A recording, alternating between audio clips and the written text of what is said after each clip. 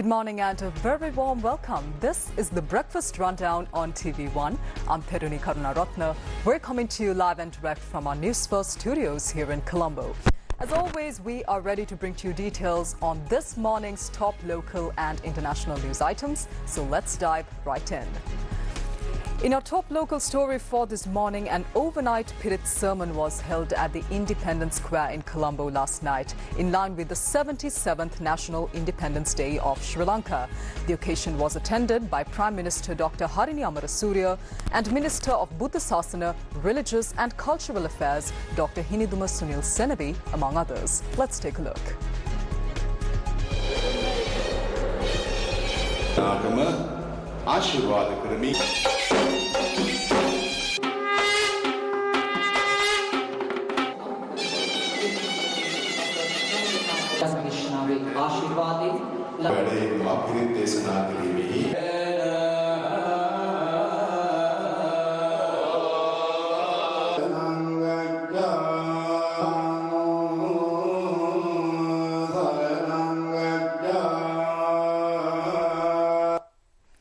Well, meanwhile, the Ministry of Public Administration has informed all government institutions to fly the national flag for 1 week in observance of the National Independence Day.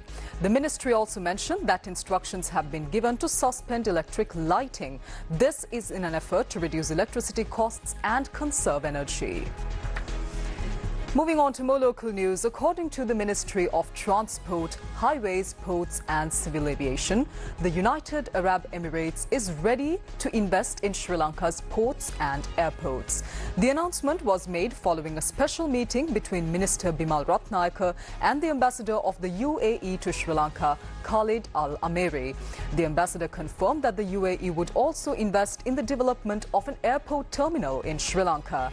Additionally, the Ministry of Transport, Highways, Ports and Civil Aviation revealed that President Anurakkumara Dissanayake is set to embark on an official visit to the UAE later this month.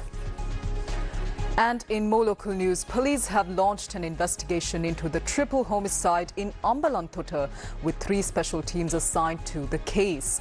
Authorities reported that the suspects have fled the area and additional police teams have been deployed for security. The murders are believed to have stemmed from an escalating dispute between 2 groups involved in illicit liquor smuggling.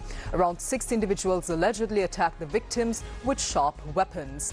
3 men aged between 29 and 45 were critically injured and then later succumbed to their injuries at the hospital. The victims were residents of Alegoda in Marmadala. Further investigations into the incident are underway.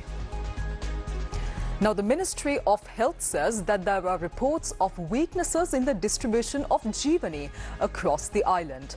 The Ministry of Health says that the equipment currently used for the production of Jeevani is just 1 machine, and that too is 12 years old. It has also been revealed that it is not possible to produce Jeevani sufficient to meet the market demand in Sri Lanka using this 1 machine that is currently in use. Jeevani is used as a treatment for dehydration caused by vomiting as well as diarrhea. Minister of Health and Mass Media Dr. Nalinda Jayatissa says that to maintain an uninterrupted supply of Jeevani in the market, new machinery should be installed and the production capacity should be made efficient. Meanwhile, Minister of Health and Mass Media Dr. Nalinda Jayatissa has instructed the Sri Lanka Ayurvedic Drugs Corporation to take steps to regulate both Ayurvedic medicines as well as Ayurvedic cosmetic items. The minister gave these instructions while attending a ceremony at the Rajgiriya National Ayurveda Hospital Auditorium, where members were appointed to the Sri Lanka Ayurvedic Drugs Corporation. At the event, the minister said that when regulation in the Ayurvedic sector is neglected, high quality and properly regulated products do not reach the general public. The minister also noted that a large number of complaints have been received regarding this issue. Minister Dr. Nalinda Jayatissa further emphasized the importance of closely monitoring and regulating all Ayurvedic medicines, cosmetic products as well as raw materials. On to more local news now. The grade 11 term examination in the North Central Province, which was postponed previously following reports of leaked examination papers, is set to resume today. Provincial Education Secretary Samantha Kumara Jalat confirmed that the exams will proceed with police security as well. He went on to note that the papers that have been printed have already been received from the government printer, and the grade 11 term examination of the North Central Province will continue until the 16th of February. Meanwhile, the Ministry of Trade, Commerce, Food Security and Minister of Trade, Commerce, Food Security and Cooperative Development, Vasantha Samarasinghe, says that the paddy harvest for this year's Maha season is expected to be reduced by approximately 300,000 metric tons. The minister assured that the paddy harvest of the Maha season will be, however, sufficient to meet the country's demand for the next 7 months. He also stated that the government's certified paddy price will be announced later this week. On to the weather update for this morning. The Met Department says that showers or thunder showers may occur at a few places in the Galle, Mathura, Kalutara and Ratnapura districts during the evening or night. Mainly fair weather will prevail in other areas of the island. Misty conditions can be expected at some places in the western, Sabaragamuwa, central, northwestern and Uba provinces, as well as in the Galle and Mathura districts during the morning. On to your marine weather update as well. Mainly fair weather will prevail over the sea areas around the island. The sea areas off the coasts extending from Negombo to Mannar via Puttalam and Mathura to Puttuvil via Ambalantota will be fairly rough at times. Shifting your attention to international news for this morning, our first international news item concerns the recent air crash that saw many dead in the United States, in Philadelphia to be specific. 6 people, including a mother and her daughter, who were killed in a small plane crash in Philadelphia, have been identified by the company operating that medical transport jet.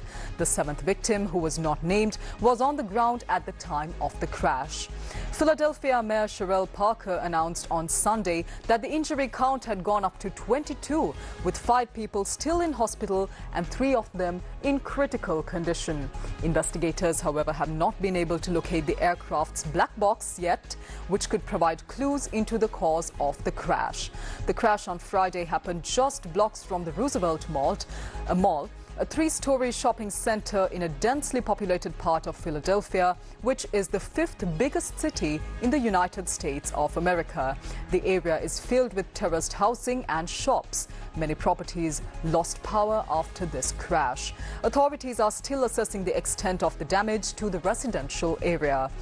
While they were not sure how many individuals had been displaced, city officials confirmed that 11 properties sustained significant damage. On to another international news item now. U.S. Secretary of State Marco Rubio has demanded that Panama make immediate changes to what he calls the influence and control of China over the Panama Canal. America's top diplomat said Panama must act or the U.S. would take necessary measures to protect its rights under a treaty between the two countries. The warning follows President Donald Trump's vow to retake the canal and a meeting between Rubio and Jose Raul Molino, Panama's conservative president, in Panama City on Sunday. The two men appeared to emerge from their 2-hour meeting with different interpretations. Molino told reporters he did not see a serious threat of U.S. military force to seize the canal, saying he had proposed technical-level talks with the U.S. to address Trump's concerns about Chinese influence. However, Trump's vow to retake the canal has sparked a significant backlash in Panama. Protesters in Panama City on Friday burned effigies of Trump and Rubio. Riot police moved in on another crowd of demonstrators, firing tear gas and wrestling people away. Clashes were small-scale, but the resistance of the U.S. president's stance was widely felt. Well, that's a wrap of this morning's edition of the Breakfast Rundown on TV1. I'm Therunee Karunaratne. Do join us once again tomorrow at 7 a.m. right here on TV1 for more of the very latest. Until then, take care. Have a wonderful day ahead.